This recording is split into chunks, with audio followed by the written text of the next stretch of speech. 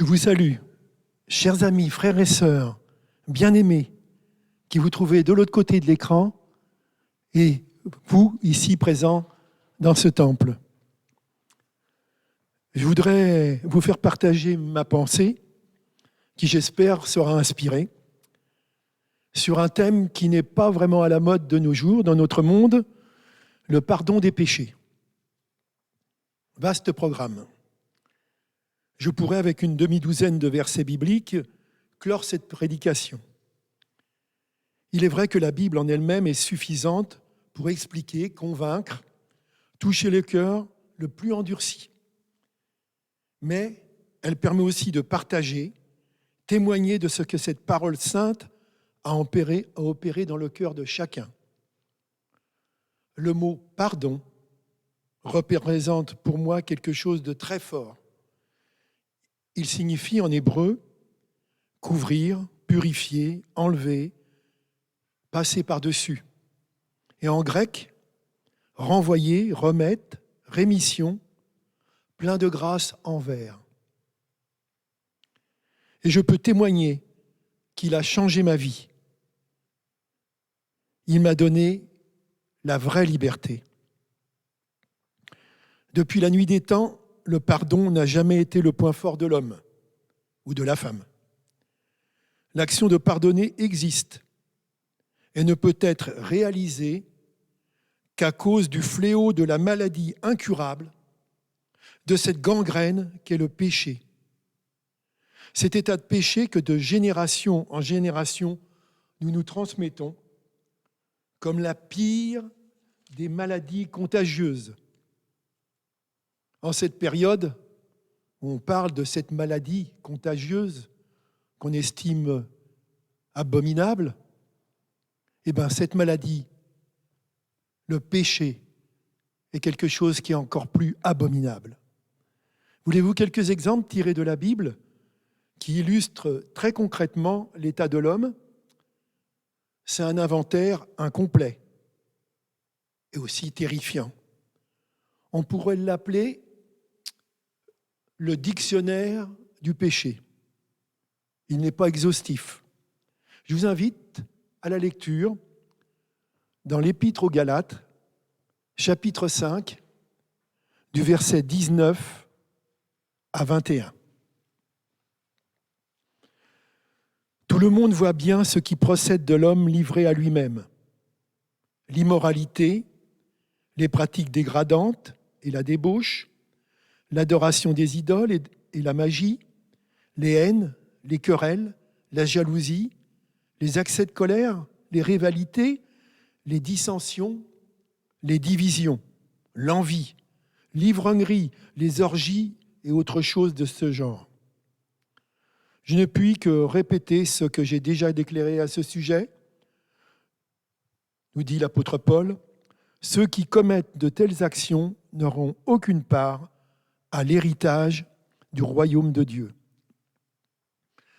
Si vous prenez un petit peu de temps chez vous, quand vous serez rentrés, lisez la suite aussi de ces versets de Galates.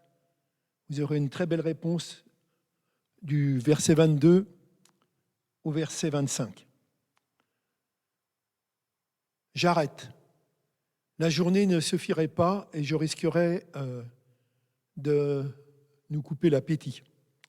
Ce triste constat révèle la nature de l'homme avant que Dieu ne se révèle par la création entière, pour la création entière, par Jésus-Christ. Dans l'Ancienne Alliance, bien évidemment, Dieu s'est manifesté, Dieu a pardonné. Il existe de multiples exemples de pardon, de ce pardon, et c'est toujours à la suite, écoutez ce mot, c'est toujours à la suite d'une repentance, d'une conversion, qu'un changement de vie, d'attitude s'opère.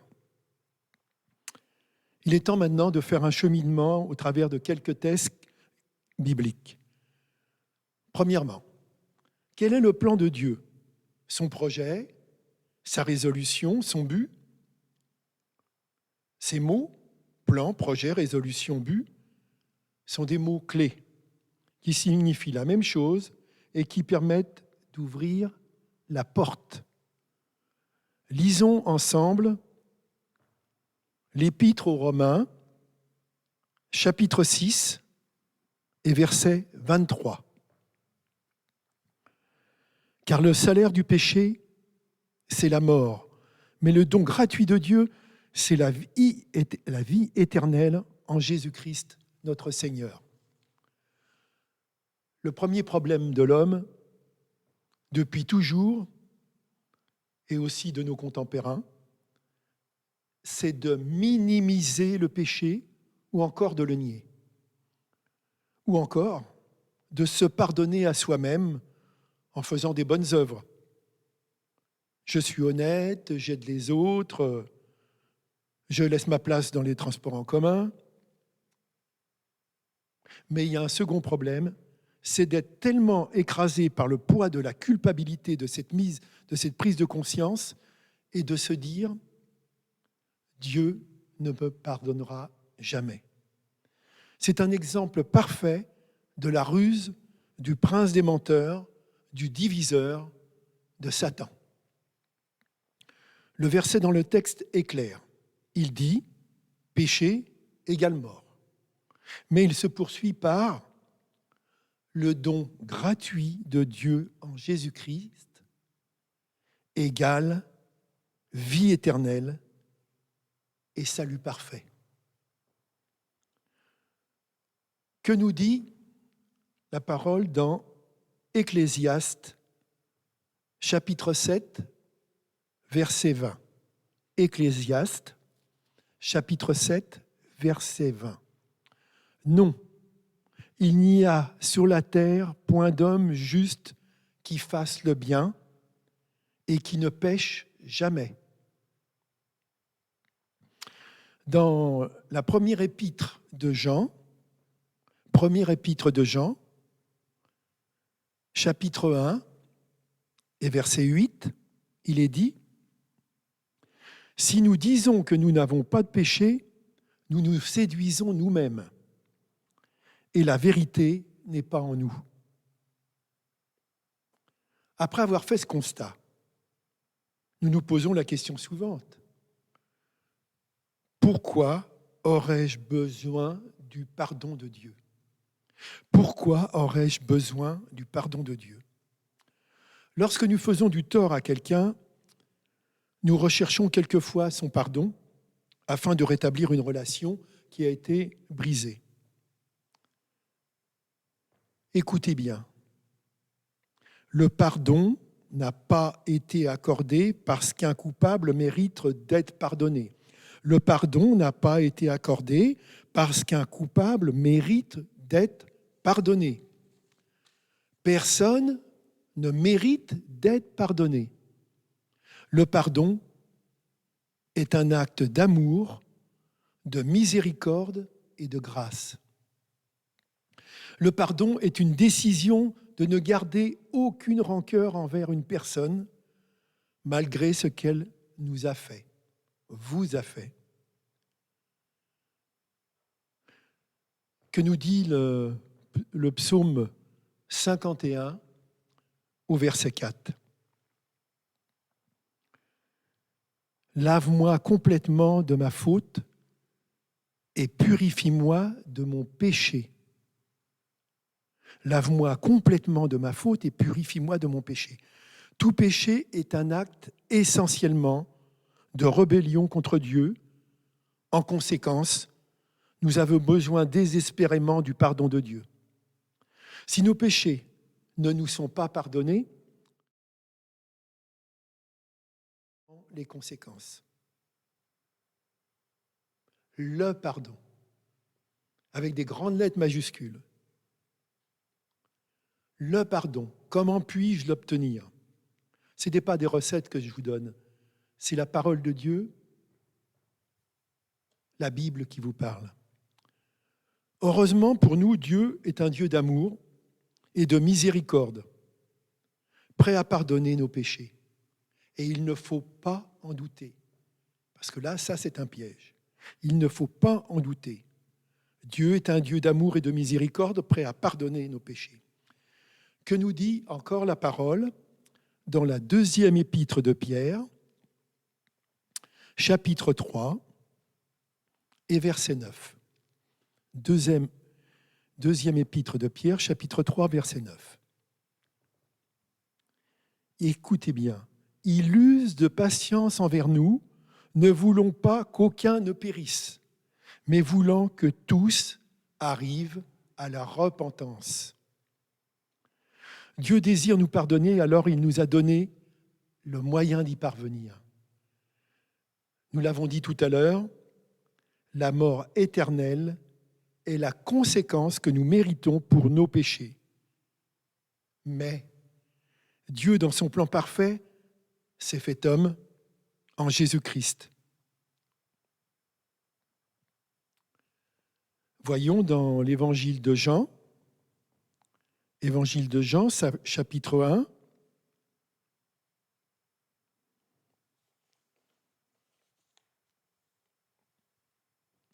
verset 14.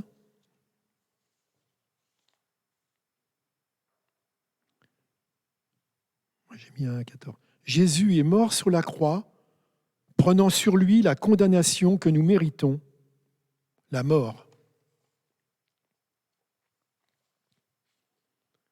Un autre exemple, la Bible est intarissable, je vous l'ai dit, et il faut s'appuyer sur elle fermement. Dans la deuxième épître aux Corinthiens, chapitre 5, au verset 21, enseigne que celui qui n'a pas connu le péché, il l'a fait devenir péché pour nous, afin que nous devenions en lui justice de Dieu.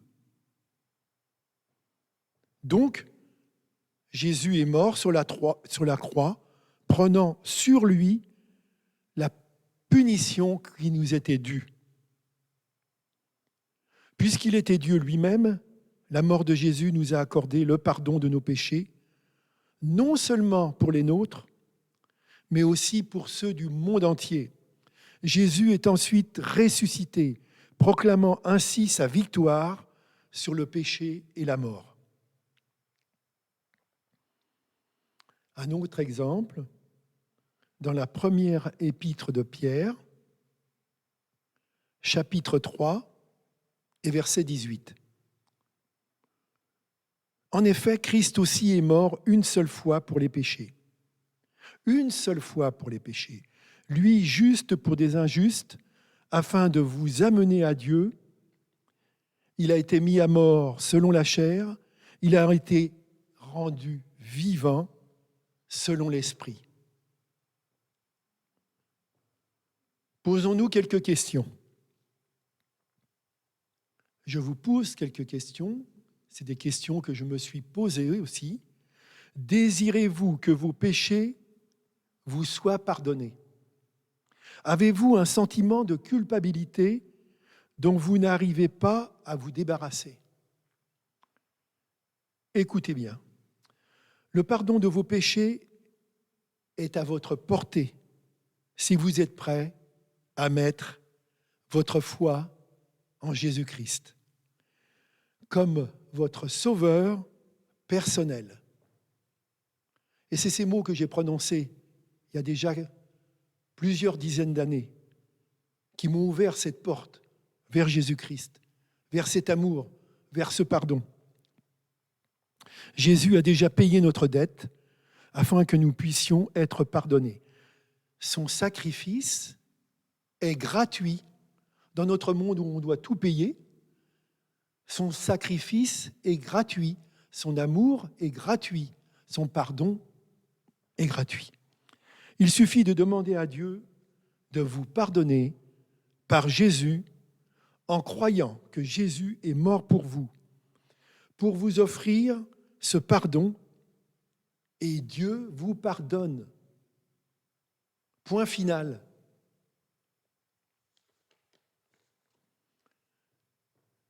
Pour aller dans ce sens, l'épître aux Romains nous édifie aussi.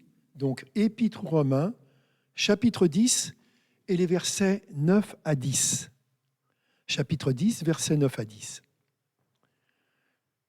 Si tu confesses de ta bouche le Seigneur Jésus, et si tu crois dans ton cœur que Dieu l'a ressuscité d'entre les morts, tu seras sauvé. Ensuite, car en croyant du cœur, on parvient à la justice, et en confessant de la bouche, on parvient au salut, selon ce que dit l'Écriture. L'Écriture est inspirée. Oui, le pardon des péchés est aussi simple que cela. Je sais que ça peut être aussi une grande difficulté. Mais le Seigneur est là, qui agit, c'est son esprit qui fait le travail. Nous, c'est seulement de nous mettre à genoux, peu importe, de mettre devant lui. Vous ne pouvez pas gagner le pardon de Dieu. Vous ne pouvez pas acheter le pardon de Dieu. Vous ne pouvez le recevoir que par la foi, à cause de la grâce et la miséricorde de Dieu. J'ai une image dans la tête que beaucoup connaissent parce qu'elle a été assez souvent employée. Ce mot miséricorde. Quand tu es dans la misère de ta vie, dans la misère de tes soucis, des choses qui te troublent, qui te gênent, qui te pèsent, quand tu es dans cette misère, appelle à Dieu, regarde à Dieu, et il te tendra la corde, une corde solide. Tu n'as qu'à t'accrocher à cette corde. Et Dieu te pardonne.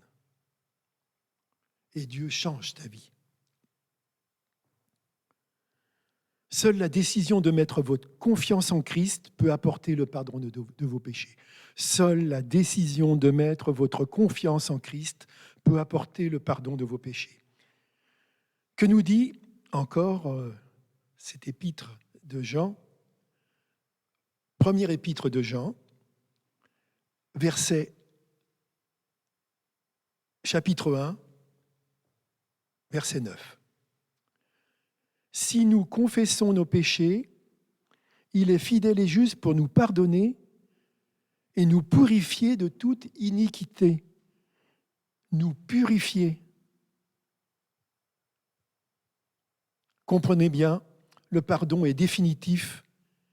Et si ensuite nous péchons dans notre marche à travers ce monde, mais si nous confessons nos péchés à Dieu, il nous pardonne. En outre, par la confession des péchés, la communion avec le Père est rétablie. Le péché l'avait interrompu. La parole de Dieu ne se contredit jamais. Écoutez ce que nous dit l'apôtre Jean dans sa première épître au chapitre 2. Mes petits enfants, je vous écris ceci afin que vous ne péchiez pas. Et si quelqu'un a péché, nous avons un avocat auprès du Père, Jésus-Christ le juste. Il est lui-même victime expiatoire pour nos péchés, non seulement pour les nôtres, mais aussi pour ceux du monde entier. Mes bien-aimés, ne croyez-vous pas que la plus extraordinaire bonne nouvelle que vous ayez entendue mérite d'être prise au sérieux?